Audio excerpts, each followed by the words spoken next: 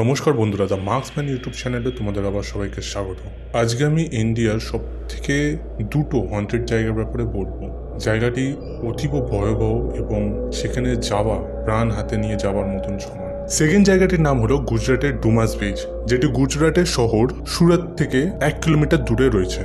বলা হয় নাকি এই বিচে সন্ধ্যার পর আর যেতে দেওয়া হয় না। ওখানের লোকাল মানুষরা বলেছে এখান থেকে, অর্থাৎ এই বিচ থেকে অনেকের কান্নার আওয়াজ শোনা যায়, এমনকি ফিসফিস করার আওয়াজও শোনা যায়, কিন্তু সেখানে কোনো মানুষকে দেখা যায় না। গভীর রাতে এই জায়গায় যদি কোনো মানুষ যায়, সে নয় পাগল হয়ে যায় আর নয়তো সে মারা যায়। এই ডুমাস বিচ আগে একটি শ্মশান ঘাট ছিল। অনেক মানুষদের পোড়ানোর জন্য এবং তাদের সেই ছাই এই ডুমাস বিচে মিশে যাওয়ার জন্য এখন ডুমাস বিচের বালি কালো হয়ে গেছে। আর এর হন্টেড হওয়ার পেছনে প্রধান কারণ হলো এই ডুমাস বিচটি শ্মশান ঘাট ছিল।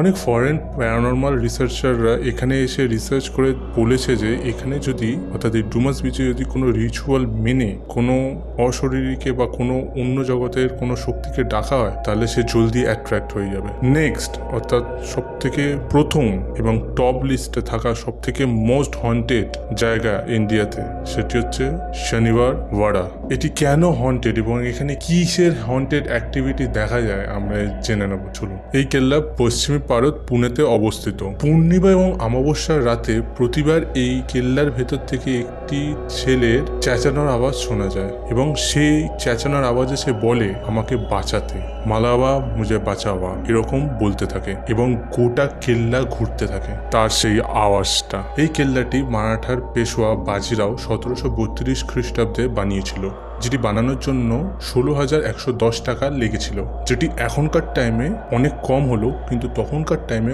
অনেক বেশি ছিল। বালাজিরাও মারা যাওয়ার পর তার সব থেকে ছোট পুত্র নারায়ণ রাও এই সিংহাসন সামলায়। তার বয়স মাত্র তখন 16 বছর ছিল।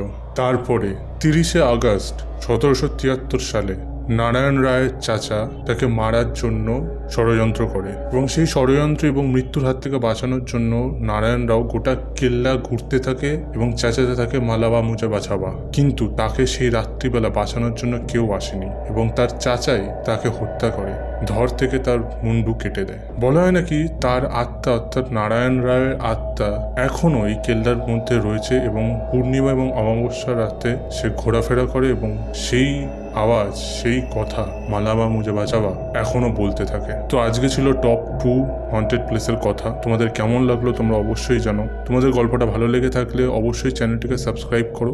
আবার নেক্সট ভিডিওতে দেখা হবে।